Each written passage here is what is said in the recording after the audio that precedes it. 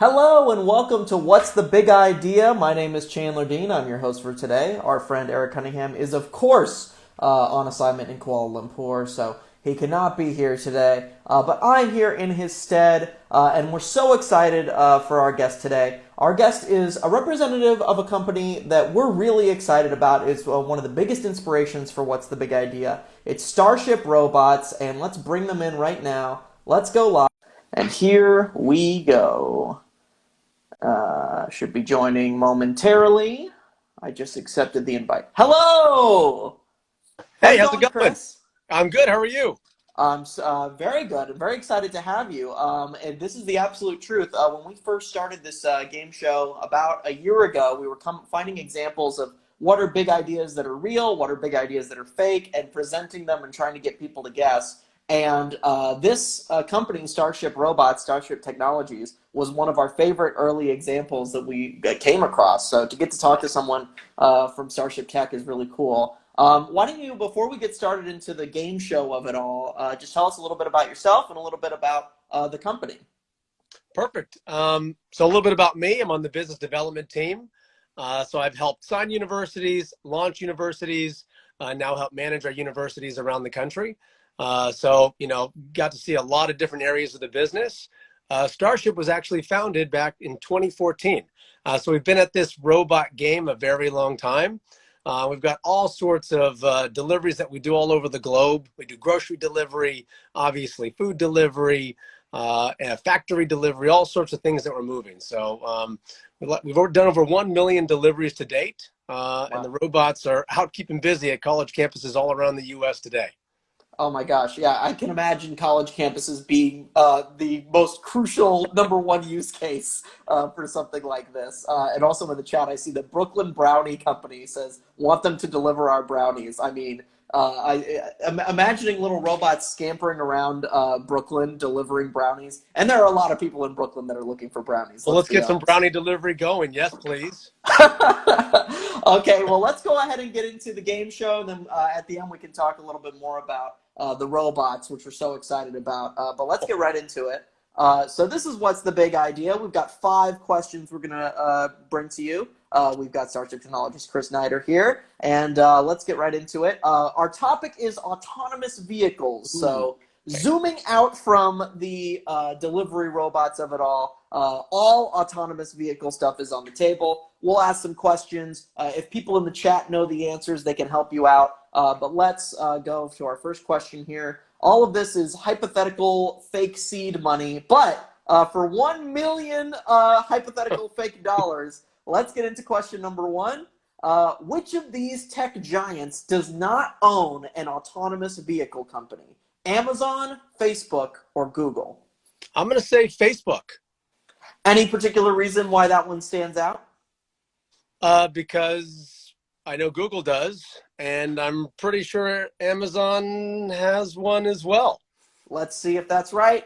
That's right! Facebook Woo! is. So there's your 1 million hypothetical dollars right there. And yes, indeed, Amazon has one and Google has one. So Google's company is, of course, featured on there. And actually, the Google one was the image in the question, Waymo. Yep. And then Amazon has recently purchased a company called Zoox or Zoox. I'm not sure how it's pronounced, but they've also been working on it. And I imagine it makes sense because if you think about the business models of the companies, Amazon, of course, would have an interest in it.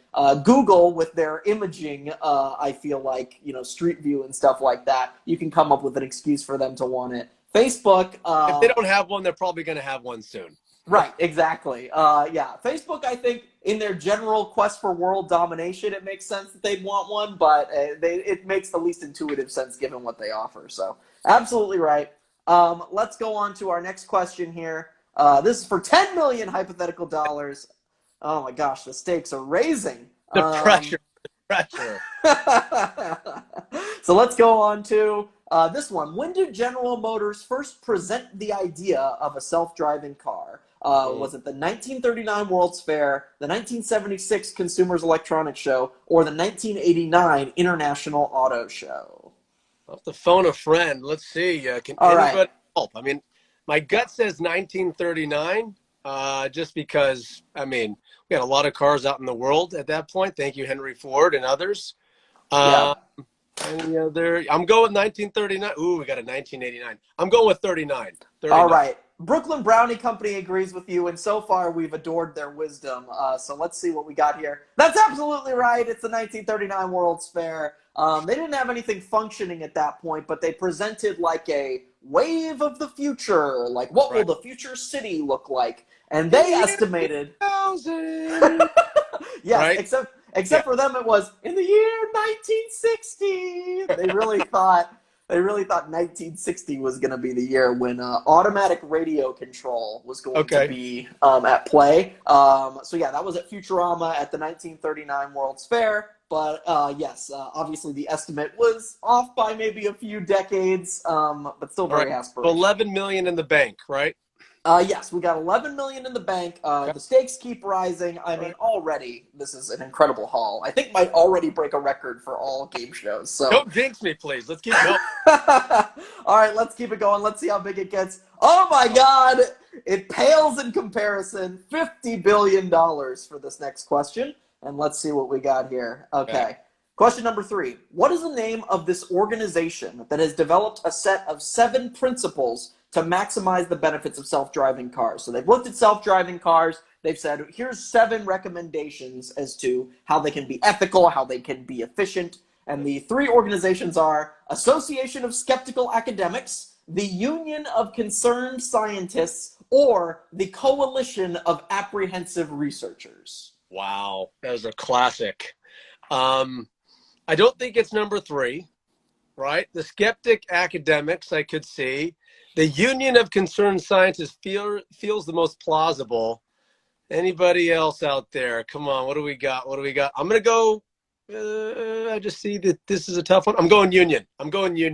All right, let's see. Yeah, they're all very similar, but there are some subtle differences here. But you got it absolutely right. The Union of Concerned Scientists. So we're at 50 billion and 11 million. That 11 million is pocket change at this Yeah, point compared to the 50 pure bill. pocket change. Step aside, Elon, Jeff, Yes, all of exactly. I know you're already, I think, at least the second most wealthy person in the world, something like yeah. that. So this is incredible. This is changing world economies Thank you. as we Thank you for speak. this opportunity. Of course, we're happy to give it, and we're happy that we have the power to do it. So yeah, it's 7 principles. They have all these recommendations for safer Okay. transportation, cleaner vehicles, and I think the biggest takeaway was, yes, let's do self-driving cars, but let's Right. not have it be instead of public transit. Let's have it be integrated into public transit and that sort of Right. thing. So I found it to be an interesting read, but really, I just thought it was so funny that there's an organization called the Union of Concerned Scientists. You just like imagine them like pacing around Yeah. like the office and stuff. What are we concerned about today? yeah, exactly. Every year they have an annual meeting of like, hey, what's scaring you? What's making you upset? Right. So anyway, that's that. Let's Okay. move on to question 4 here. All right, and just to throw a curveball at you, this is a real big or real fake. So Okay. we're going to present an idea. You tell us if it's a real thing or a fake thing. Let's see. This one is for $5. So Other direction. I like it. yes, you never know what the next number is going to be, but let's throw it onto the pile if we can. So this is a big idea. Let's see if it's made up or real. This is Google's self-driving bicycle. Google's invested billions in self-driving cars, we've already talked about with Waymo LLC. In April 2016, Google Netherlands introduced the self-driving bicycle, specifically targeted at the Dutch, who bike so much, 900 kilometers per year per person. Is this real or is it fake? The I Google think self-driving bicycle. where I saw a story on this, I mean, I could have it all jumbled, but unless I get, a slew of contradictions here in the chat, Let's and see. then we're going true. True story. Okay, let's see. All right, this one perhaps maybe a little bit of a trick question. It is fake, but Ah, there's a reason you remember it. It was an April Fool's prank by Google, so that's why it rings a bell. okay. So it's not a real bike, but it was a real thing, as in Right. they told that story, but it was an April Fool's prank. But, of course, since then, the self-driving bicycle has become a reality, at least in development. There's plenty of companies that have put together a self-driving bicycle. But yeah, there's Steven. It was an April Fool's. Hey, got to get the last one. I was on a hot streak. Well, listen, out of all the questions to get wrong, I will say the $5 one, no That's right. sweat off your back. I think you've probably already made that in interest just from Yeah, holding that money from I would agree. earlier. So let's go on to our final question Okay. here. So this is the big dumb Q. This is great because this is totally subjective, or at the very least, just like your best guess, whatever you think. So this is for Oh, $100 trillion, here we go. untold, beyond like Rockefeller adjusted for inflation levels. I mean, That's this right. is insane Make here. it rain. Big dumb question. There are many different types of human drivers: aggressive, cautious, slick, clunky, fast, slow. To your knowledge, this can be an educated thought or uneducated, whatever you know. Do autonomous vehicle algorithms have personalities? Can you program a car to be aggressive or slow or fast or risky? Do they have personalities like human drivers do? Well, so you asked, can you program? And if there was a program for aggressive, then I would say yes. As different states of driving, right? We're going to do the aggressive, we're going to do the cautious, we're going to do the grandma. No offense to grandma. But yes, I would say based on how you defined it, yes, there can be personalities or And modes, if you will. And to your knowledge, Yes. would this apply at all to the work that Starship Technologies has done? Which is to say, when programming like a Starship robot, are those sorts of considerations made into play? Like I call it a personality, Yeah. but like modes, like thinking about Right. like how risky do we want it to be? Yeah, good question. So I would say that we always want to be safe, right? Safety is the most important thing. But we can understand different ways of travel and kind of predicting of how fast we'll take the fastest route or the safest route, right? Maybe we want to take a route that's much longer but avoids crossing streets. Or maybe we want to go the fastest, which might involve crossing a street, but right, crossing a street for us is pretty easy. For a robot, right, there's a lot of moving objects. So we have ability to understand paths based on how we want to, I wouldn't say personality, right, but how we want to understand the path that a robot would travel. Nice. And so, with that, because I Yes. was willing to accept any answer, and that Yeah. was an exceptional answer in my view, you get the 100 trillion hypothetical dollars. Woo! So, congratulations. You're a Millions big for winner. everybody, billions for everybody on this video right now. So before we go, Yeah, we always ask at the end, "What's your big idea?" yeah, So this can be, just in your personal opinion, yeah. or just anything that you're working on at your company that you want to talk about or that you think is interesting that you'd like to share Cool. before we At go. the moment to plug something. Is that what That's we're? right. This is the Okay. our sort of hidden Yeah, yeah. plug question. I mean, Yes. look, at a high level, I love Starship. I love robots. I love this technology, and I have so much fun out in the world just seeing these robots interact. So I think for me, that is the plug of please go find a campus near you or a neighborhood where we're operating and go get a delivery and let us know what you think because it takes that feedback from the community to make this stuff great. And so I think that's just what gets me excited. Having a robot bring me whatever I want from some of the best merchants in the area, I think is so darn cool. I agree. It's so Yeah. cool. I mean, that's why we were so excited to have you on the show, and so thank you for doing it. We have one bonus question here in the Yeah. comments. Brooklyn Brownie Company wants to know: do the robots react to squirrels? I would say yes, they do. I mean, look, if there is a squirrel in the path of a robot, it is not going to keep driving. It's going to slow down, right? It may not say something like, hey, move squirrel. I don't think it's programmed yet.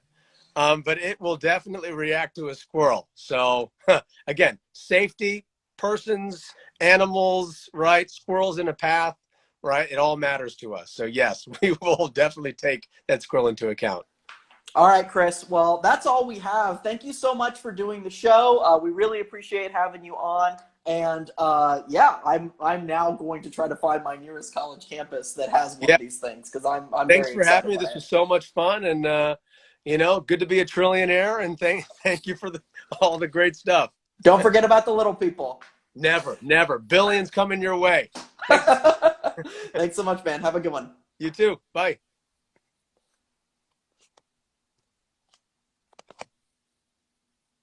All right, and before we go, just want to do a quick little plug for next week's show. That is going to be Fig O'Reilly. Eric Cunningham is going to return from Kuala Lumpur to chat with Fig. It's Mission Unstoppable with Miranda Cosgrove. You might know her from. So, very exciting. Come on down. And until then, have a big idea.